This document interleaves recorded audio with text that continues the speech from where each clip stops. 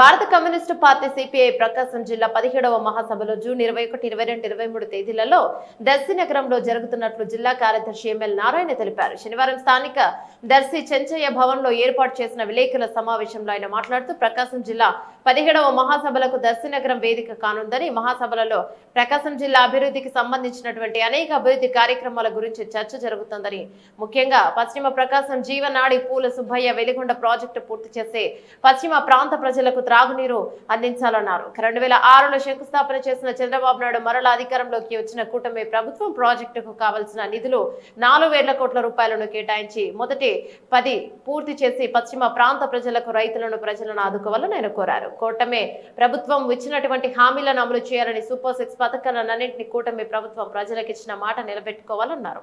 కనిగిరి ప్రాంతంలో నిమ్స్ కు కేటాయించిన 14,000 ఎకరాలను ప్రభుత్వం సేకరించినప్పటికీ యువతకి ఉపాధి అవకాశాలు చెప్పకపోగా పెట్టుబడులు పెట్టడానికి పారిశ్రామికవేత్తలు ఎవరూ ముందుకు రావడం లేదని, కుంటి సాకులతో కూటమి ప్రభుత్వం ప్రజలను మోసం చేస్తోందన్నారు. ముఖ్యమంత్రి చంద్రబాబు నాయుడు హయాంలో పట్టణ ప్రాంతాలు ఏర్పాటు చేసిన టిడ్కో గృహాలను లబ్ధిదారులకు ఇవ్వాలని, అర్హులైన పేదలందరికీ గ్రామాలలో 3 సెంట్లు, పట్టణాల్లో 2 సెంట్లు పట్టాలు ఇచ్చి ఇంటి నిర్మాణానికి 5 లక్షల రూపాయలు ఇవ్వాలని భారత కమ్యూనిస్టు పార్టీ డిమాండ్ చేస్తుంది. కార్యక్రమంలో భారత కమ్యూనిస్టు పార్టీ ప్రకాశం జిల్లా కార్యదర్శి వర్గ సభ్యులు వై రవీంద్రబాబు, జిల్లా కార్యవర్గ సభ్యులు సయ్యద్ యాసిన్, సిపిఐ మండల కార్యదర్శి జిపి రామారావు, దళితులకు పోరాట సమితి జిల్లా ప్రధాన కార్యదర్శి పందటి మోహన్, ఏఐవైఎఫ్ నాయకులు ఇఫ్రాజ్, బాలిరెడ్డి, అంజమ్మ తదితరులు పాల్గొన్నారు. కనిగిరిలో ఇటీవల కాలంలో ఏదో బయోగ్యాస్ పేరుతోటి ఓ ప్రారంభోత్సవం జరిగింది. సుమారు 17,000 ఎకరాలు నిమ్స్ కింద కేటాయించారు. 2010లో ఆనాటి ప్రభుత్వం, యూపీఏ 2 ప్రభుత్వం కనిగిరిని, నిమ్స్ని ప్రకటిస్తూ ఇక్కడ పెట్టుబడులు, ఉత్పత్తుల కేంద్రంగా ప్రకాశం 600 కోట్ల పెట్టుబడితోటి, 6,000 కోట్ల రూపాయల పెట్టుబడితోటి పెద్ద ఎత్తున ఈ ప్రాంతంలో పరిశ్రమలు వస్తాయి, ఉపాధి అవకాశాలు వస్తాయి. ఈ ప్రాంతం బ్రహ్మాండంగా అభివృద్ధి చెందుతుందని చెప్పి పెద్ద ఎత్తున ఆ రోజు ప్రజలు ఆశించారు. అవన్నీ ఏం జరగలేదు.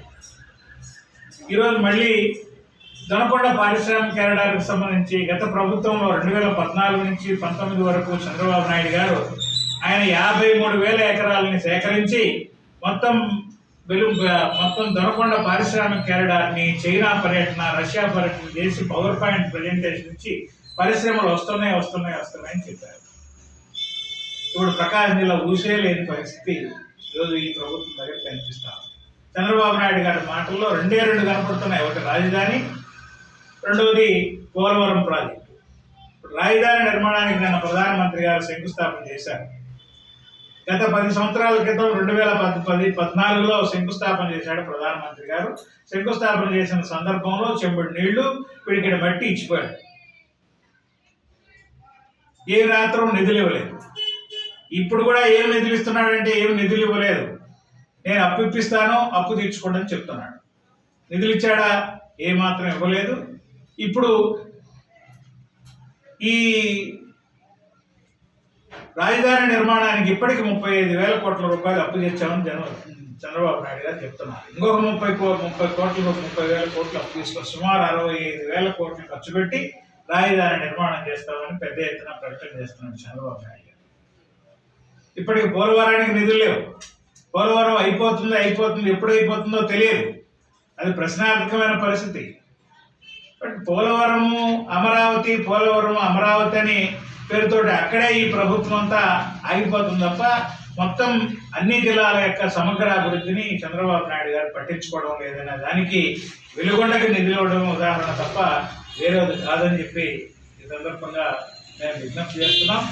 అలాగే చంద్రబాబు నాయుడు గారు ఎన్నికలకు ముందు హామీలు, చంద్రబాబు నాయుడు గారు ఎన్నికలకు ముందు ఒక రకంగానూ, ఎన్నికల తర్వాత ఒక రకంగానూ ఉంటాడని చెప్పడానికి స్పష్టంగా అర్థమవుతుంది. ఎన్నికలకు ముందు అనేక హామీలు ఇచ్చారు.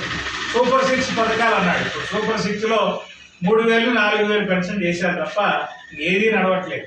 గ్యాస్ ఇస్తామని చెప్పారు కానీ ఇంకా సుమారు 35-40 లక్షల మందికి పైన కుటుంబాలకి ఇంకా ఇవ్వాలని ఆయన ప్రభుత్వమే చెప్తా ఉంది. మరొక పక్కన రివ్యూ చేస్తుంది. ఇచ్చే పరిస్థితి లేదు. ఏ పథకాలు అమలు చేసే పరిస్థితులు ఈ ప్రభుత్వం లేదు. చంద్రబాబు నాయుడు గారు మరొక మాట ఏంటంటే హాస్యాస్పదమైన మాట. ఈరోజు ఇంత పెద్ద భారీగా అప్పులలో రాష్ట్రం కూరుకుపోయింది అనేది నేను ఊహించలేదని చెప్తున్నాను. కానీ రాష్ట్రం ఈ రకంగా ఉన్నది, మొత్తం రాష్ట్రం అప్పుల పాలైపోయింది. జగన్మోహన్